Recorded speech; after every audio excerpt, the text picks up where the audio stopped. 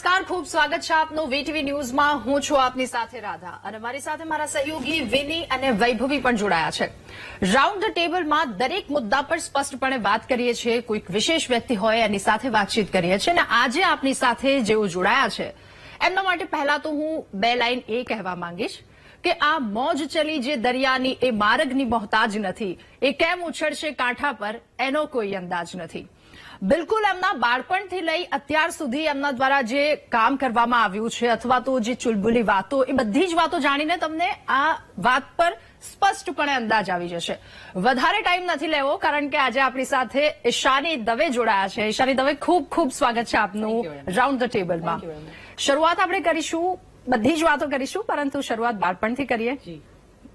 બાળપણમાં સિંગિંગને લઈને ક્યારથી આપણે શરૂઆત કરી હતી અને કેવી કેવી એવી સારી યાદો સાથે કોઈક મુશ્કેલ વાત કે જેણે રડાવી પણ દીધા હોય આપને?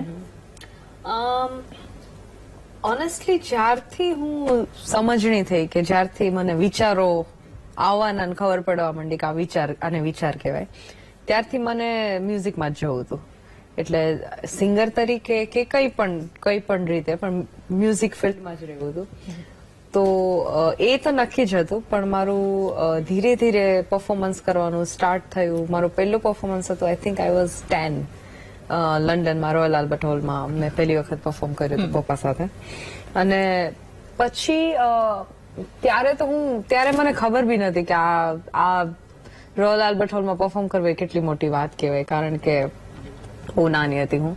અને પછી દેન આઈ સ્ટાર્ટેડ સિંગિંગ. પછી પપ્પા સાથે જ હું શોઝ કરતી સ્ટેજ પર. અને દેન હું ઓસ્ટ્રેલિયા ફર્ધર સ્ટડીઝ માટે આફ્ટર સ્કૂલિંગ સાઉન્ડ એન્જિનિયરિંગ કરવા માટે. અને એ પણ કોર્સ એટલા માટે કરેલો કારણ કે મને એવું હતું કે હું કંઈક મ્યુઝિક રિલેટેડ કોર્સ કરું કે જેમાં હું જસ્ટ ઇન કેસ સિંગર ન બની શકી તો હું મ્યુઝિક ફિલ્ડમાં રહી શકું.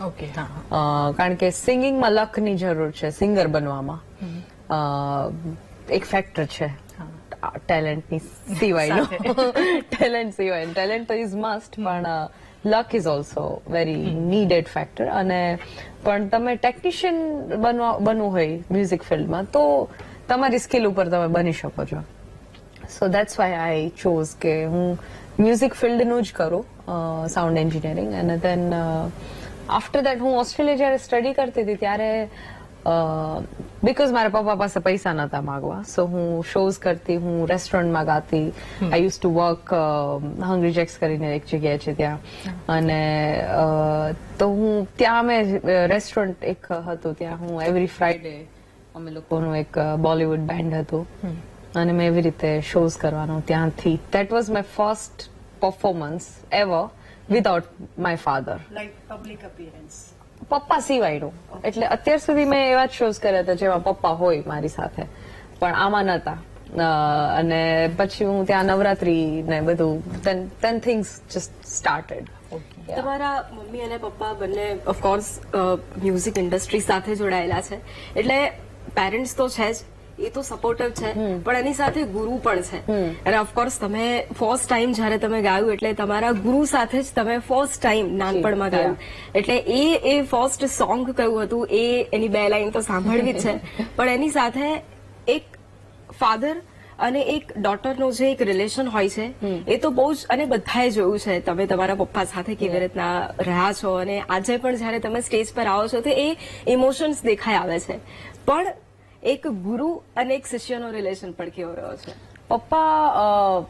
પપ્પા છે ને મોસ્ટ પેમ્પરિંગ ફાધર છે, પણ જયારે વેન ઇટ કમ્સ ટુ તમે સ્ટેજ ઉપર હો એમની સાથે તો મોસ્ટ સ્ટ્રિક્ટ પર્સન છે. એટલે પછી then there is no father daughter relation stage ઉપર ગયા પછી. એટલે અને I forgot the question. First song કોણ હલાવે લીમડી, અને એમાં મારે ખાલી બે લાઈન જ પપ્પા સાથે ગાવાની. કોણ હલાવે લીમડી ને કોણ ઝુલાવે પીપળી, કોણ હલાવે લીમડી ને કોણ ઝુલાવે પીપળી, ભાઈની બેની લાડકી ને ભૈલો ઝુલાવે ડાળકી, કે ભાઈની બેની લાડકી ને ભૈલો ઝુલાવે, બેનડી ઝૂલે ભૈલો ઝુલાવે ડાળકી. ખૂબ સરસ. Thank you. ઈશાની, આ બેનડી ભાઈની કેટલી લાડકી છે? ખૂબ જ. અને હું કદાચ હાર્દિક પ્રત્યેનો પ્રેમ ઓછો દેખાડતી હોઈશ, પણ હાર્દિકભાઈ મારા પ્રત્યેનો પ્રેમ વધારે. Is more vocal about it.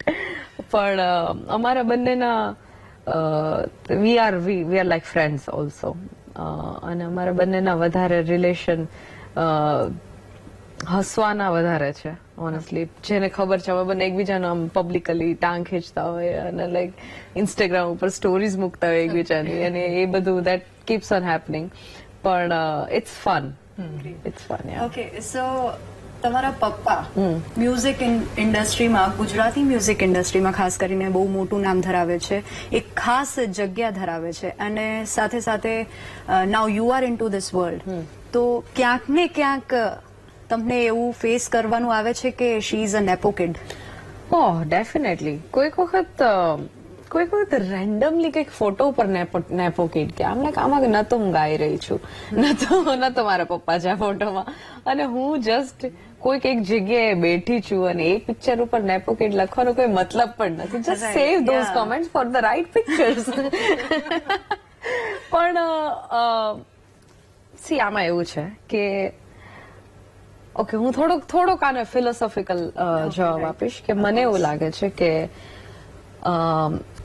જે સંગીતના આત્મા હોય છે ને, એના પેરેન્ટ્સ ખુદ ચૂઝ કરતા હોય છે. જ્યાં એના સંગીતના સંસ્કારો પોસાશે એ જ પેરેન્ટ્સને ચૂઝ કરશે, જ્યાં એની મ્યુઝિક. કારણ કે આઈ ડોન્ટ બિલીવ કે હું આ જ જન્મમાં સિંગર છું. આઈ બિલીવ કે I was singer or musician even before. જેમ કે કહેવાય ને કે માછીમારોના છોકરાઓને તરતા હા, ના શીખવાડવું, મોરના ઈંડા ચીતરવાના એ થોડીક સહેલી કહેવત છે. મોરના ઈંડા ચીતરવાના પડે, તો રાઈટ?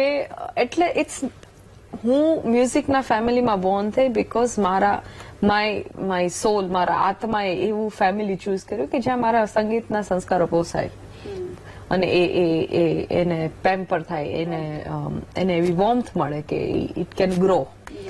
એટલે so it's not my fault that I was born in the family જ્યાં બધા સિંગર હોય, કારણ કે એ આત્માની પસંદગી, એ મારા હાથની વાત નથી. સો દેટ ઇઝ ધેર. અને મને ગાતા આવડે છે તો વાય નોટ.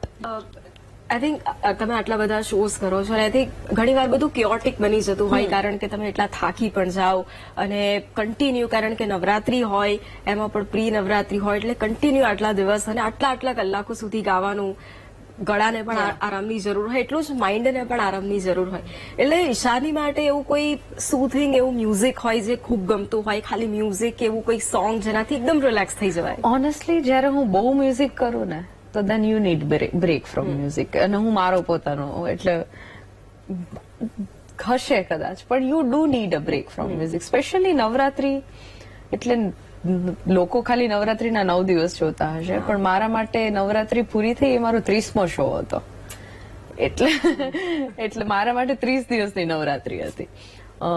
અને પ્લસ રિહર્સલ, પ્લસ તમે જયારે સ્ક્રિપ્ટિંગ માટે બેઠા હો તો તમે એ બધું કરો. એટલે મારા માટે તો 4 મહિના પહેલા નવરાત્રી સ્ટાર્ટ થઈ ગઈ. પોસ્ટ નવરાત્રી શો ક્યારે હતો? અને લાસ્ટ યર જુલાઈમાં હતો. ઓકે, એટલે મેં જુલાઈથી સ્ટાર્ટ કર્યું હતું અને નવરાત્રી એન્ડેડ ક્યારે ઓક્ટોબર એન્ડમાં. સો જુલાઈ ટુ ઓક્ટોબર મારા માટે એટલી લાંબી નવરાત્રી હતી.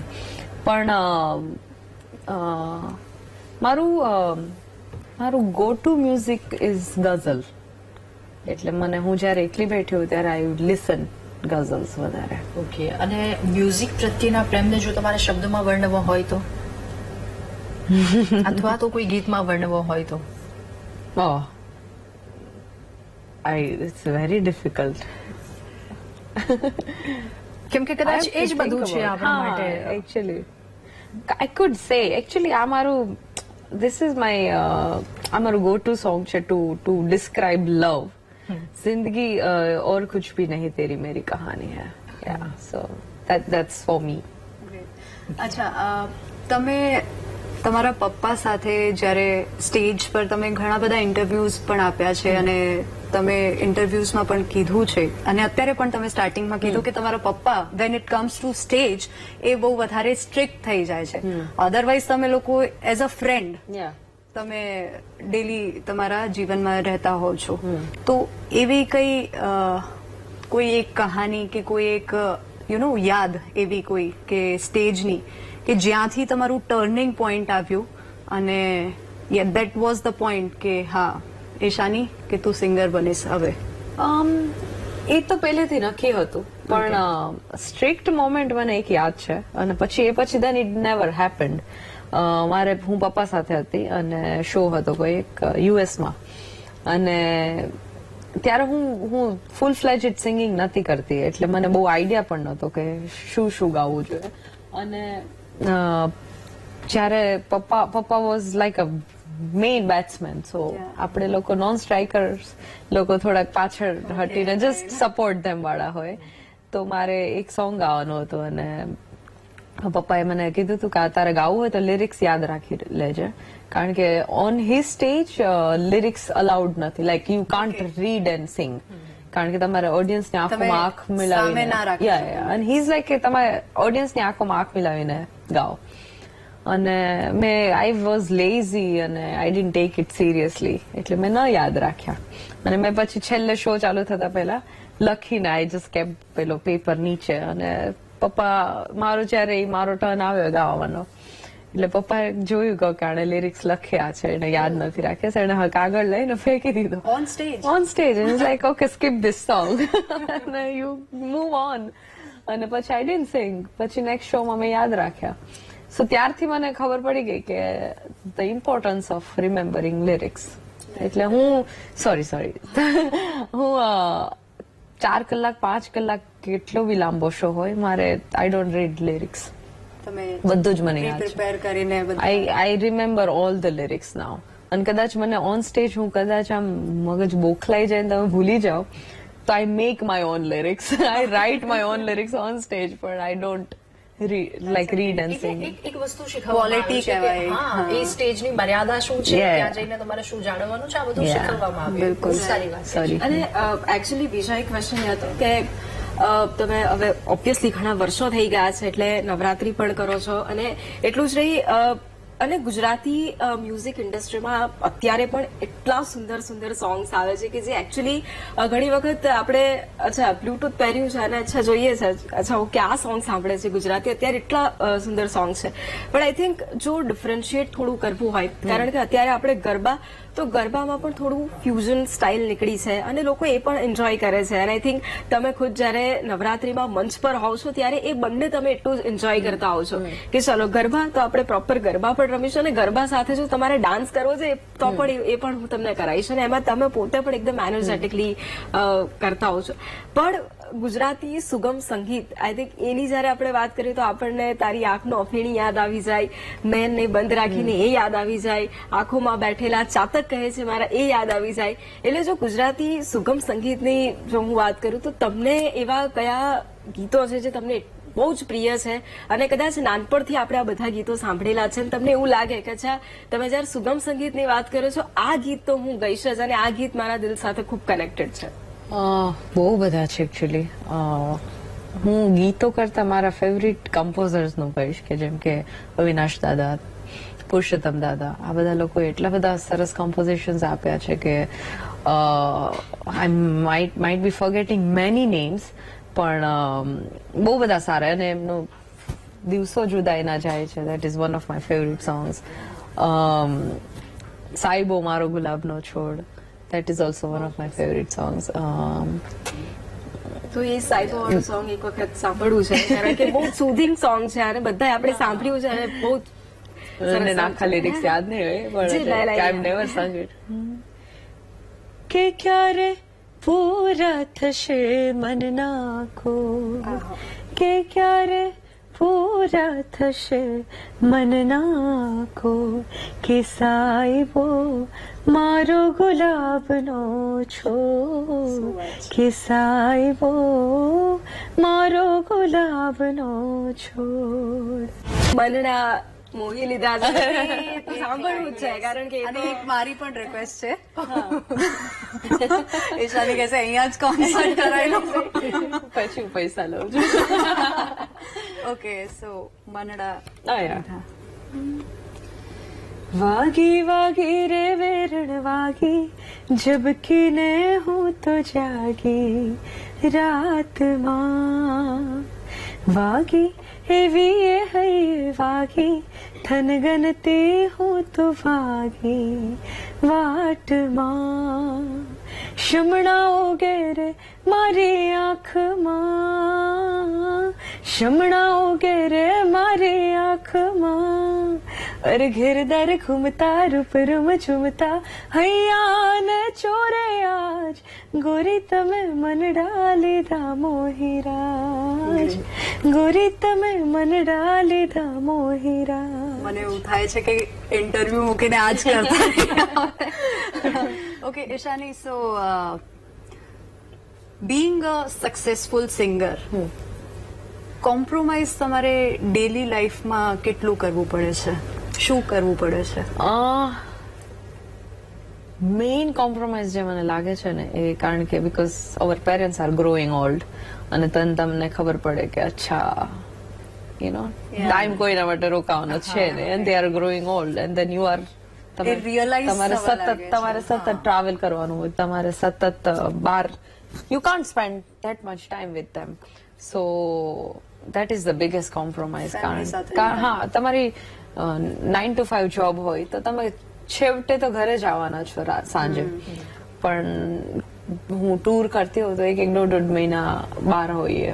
હમણાં લાસ્ટ યર જે હતા તો હું ઓલમોસ્ટ જુલાઈ થી ઓક્ટોબર સુધી બહાર હતી. તો લકીલી પપ્પા યુએસ હતા અને દેન મેં એમને કીધું કે તમે મારી સાથે ટ્રાવેલ કરો એટલીસ્ટ, કારણ કે એ પરફોર્મ નતા કરવાના but he could at least be there on મારી સાથે. પણ that is the biggest compromise I think we artists face. અને બાકી ઊંઘ ને હેલ્થ ને એ બધા કોમ્પ્રોમાઇઝીસ તો ગણવા જેવા હવે ગણી શકાય એમ જ નથી કે તમે 7 વાગે સુવા જાઓ, તમે 4 વાગે ખાઓ, રાત્રે 4 વાગે તમારું ડિનર થાય, વિચ ટોટલી તમારું હેલ્થ ને આ બધી વસ્તુ ન થવી જોઈએ, પણ તમારી હેલ્થ કોમ્પ્રોમાઇઝ થાય છે. અને તમે 4-5 કલાક ઓન સ્ટેજ હો, ઓફ સ્ટેજ ની પ્રિપરેશન તો અલગ જ છે. એટલે તમે સતત 5 કલાક ગાઓ તો તમારું ગળું બી અને ગમે એટલું રિયાઝ હોય પણ એ થાકી જાય. It's a muscle.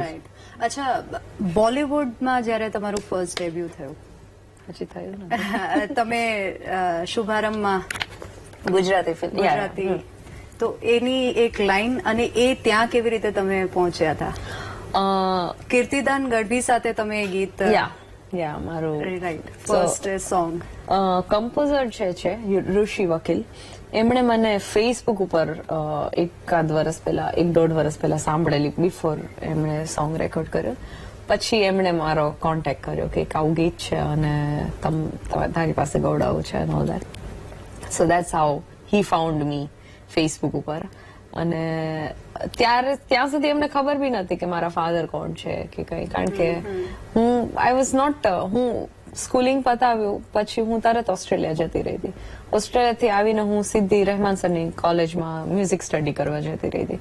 એટલે હું બહાર આવેલી જ નહીં, કોઈને ખબર નથી એટલી બધી કે આમની ડોટર સિંગિંગ કરે છે. હાર્દિક પપ્પા સાથે શોઝ કરતો, કીબોર્ડ એઝ અ કીબોર્ડિસ્ટ હતો, પણ હું પછી તો there was લોંગ ગેપ કે જેમાં હું વિઝિબલ જ નથી. એટલે then he called me and then audition તો ન કહેવાય પણ એ જસ્ટ સો કે કેવું લાગે છે મારા અવાજમાં, અને that's how I got the song. તમે આધ્યાત્મ વિશે શું માનો છો? હું વાંચું છું અને તમારી જેટલી આઉટર જર્ની છે એટલી ઇનર જર્ની પણ એટલી જ ઇમ્પોર્ટન્ટ છે, કારણ કે ઇવેન્ચ્યુઅલી આઉટર જર્ની એન્ડ થવાની છે કોઈ પણ ફિલ્ડની. બધી ફિલ્ડમાં રિટાયરમેન્ટ આવે છે અને સ્પેશિયલી આ જે એન્ટરટેનમેન્ટની ફિલ્ડ છે એ બહુ જાક જમાડવાળી ફિલ્ડ છે. એટલે એમાં I always C it like this કે તમારા સ્ટેજની સામે એટલી બધી લાઇટ છે ને કે તમને રિયાલિટી નહીં દેખાય. So that reality ease of stage also.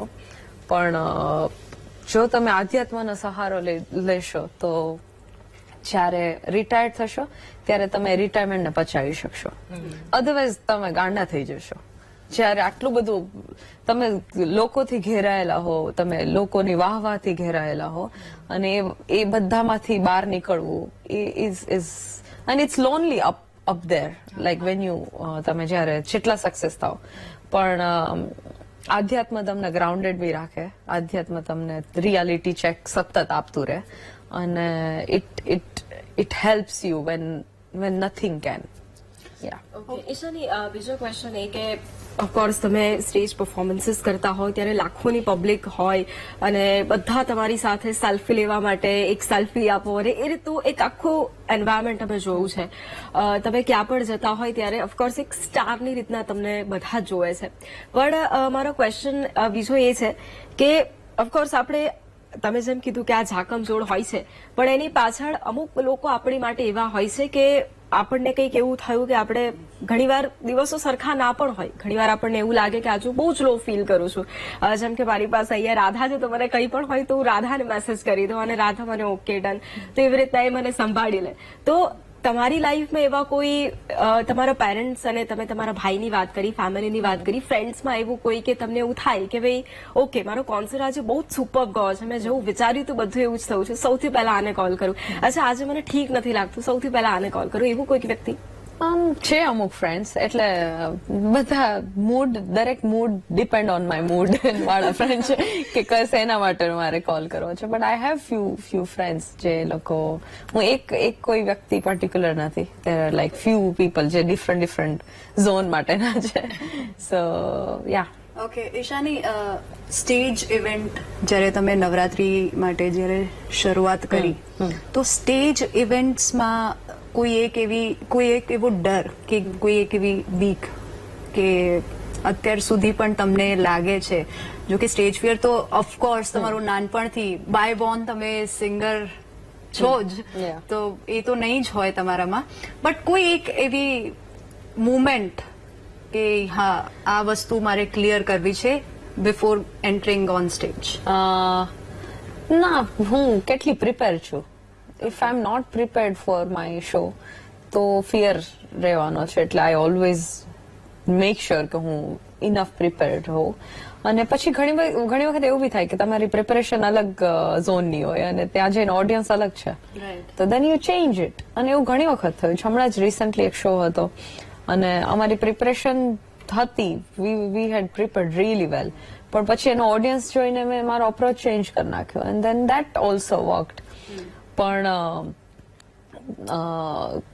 તમારે ઘણી વખત તમે 50% છે, તમે 50% એ પીરસો જે તમારે પીરસવું છે, ને 50% એ પીરસો જે એ લોકોને ખાવું છે, એટલે એનું બેલેન્સ હોવું જોઈએ.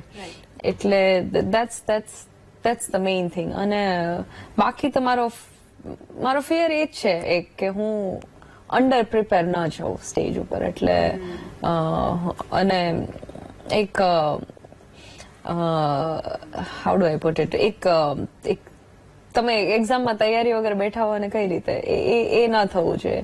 એટલે સૂર ને એ બધું બી ઇટ્સ વેરી ઇમ્પોર્ટન્ટ થિંગ. તમારા મધર એ પણ પોતે સિંગિંગ ફિલ્ડમાં, તમે એક પોતે એજ્યુકેશન વાળા ફેમિલી બેકગ્રાઉન્ડથી, તમારા પપ્પા સિંગરની સાથે સાથે પહેલા ડોક્ટર હતા, ભાઈ તમારો એન્જિનિયર છે, તમારા મધરે સાયકોલોજી નું સ્ટડી કર્યું છે, તો ઈશાનીને કોઈ એવો વિચાર આવ્યો હતો કે સિંગિંગની સાથે સાથે હું આ કંઈક એજ્યુકેશન ફિલ્ડમાં હું? મેં એટલે સાઉન્ડ એન્જિનિયરિંગ કર્યું, સો ઇટ્સ એન્જિનિયરિંગ ઓનલી, પણ મ્યુઝિકનું એન્જિનિયરિંગ, એટલે એમાં ભણવાનું તો બધું એન્જિનિયરિંગનું જ ઇક્વેશન્સ જ હોય કે દાખલા જ ગણિતના કરવાના, ફિઝિક્સના.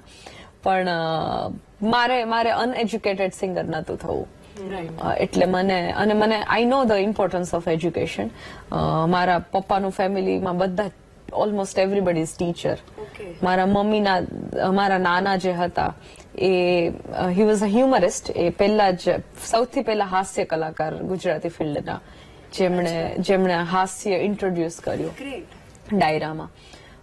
પણ એ ટાઈમે ફર્ગ્યુસન કોલેજમાં ભણેલા અને હી વોઝ LLB એમણે કરેલું એ ટાઈમે. તો એજ્યુકેશનનું ઇમ્પોર્ટન્સ આઈ ન્યુ, એટલે મને ખબર છે જ્યારે એજ્યુકેટેડ માણસ ઓન સ્ટેજ હોય અને અનએજ્યુકેટેડ માણસ ઓન સ્ટેજ હોય તો એ બંનેનો અપ્રોચ ઘણો અલગ હોય છે ને again one more point if it comes from philosophical angle also and spiritual angle also and educational angle. It keeps you grounded. You know, because you have failed Right. too. Education wise, you've not always. એટલે તમને ખબર છે.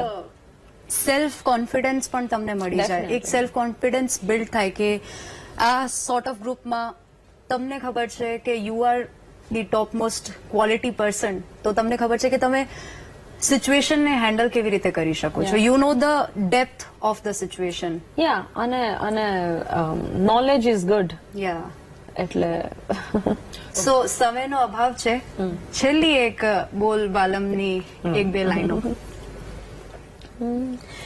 ઉમરે ઉભી સાંભળું રે બોલવાલમના, ઘરમાં સૂતી સાંભળું રે બોલવાલમના, કે બોલવાલમના. હા, ઉમરે ઉભી સાંભળું રે બોલવાલમના. So thank you, thank you. તો અત્યારે ઈશાની સાથે વાતચીત કરી, એ બાળપણની ઈશાની અને અત્યાર સુધી તેઓ પહોંચ્યા છે સ્ટેજ પાછળ એમના દ્વારા જે મહેનત કરવામાં આવી કે બધી જ વસ્તુ. ઈશાની દવે જ્યારે સ્ટેજ ઉપર ઉભા હોય ત્યારે બધાની મીટ ત્યાં જ મંડાયેલી હોય છે કે હવે ઈશાની ક્યારે ગાવાનું શરૂ કરે. રાઉન્ડ ધ ટેબલ શરૂ કરો તમે તમારા ઘરે. 3 થી 4 ગીત ઈશાનીએ ગાયા છે આપણી સાથે. એટલે તમે જે વાતો છે એમની સાથે જોડાયેલી, અને બહુ જ મહત્વની વાત એમણે આધ્યાત્મને લઈને પણ કહી છે, જે તમને ગ્રાઉન્ડ લેવલ પર રાખે છે, રૂટ્સની સાથે જોડાયેલા રાખે છે. ઘણી બધી મહત્વની વાત તેમના દ્વારા કરવામાં આવી છે. રાઉન્ડ ધ ટેબલમાં હાલ બસ આટલું જ. આવા વ્યક્તિ વિશેષની સાથે ફરી મળીશું. અમને આપશો રજા. નમસ્કાર.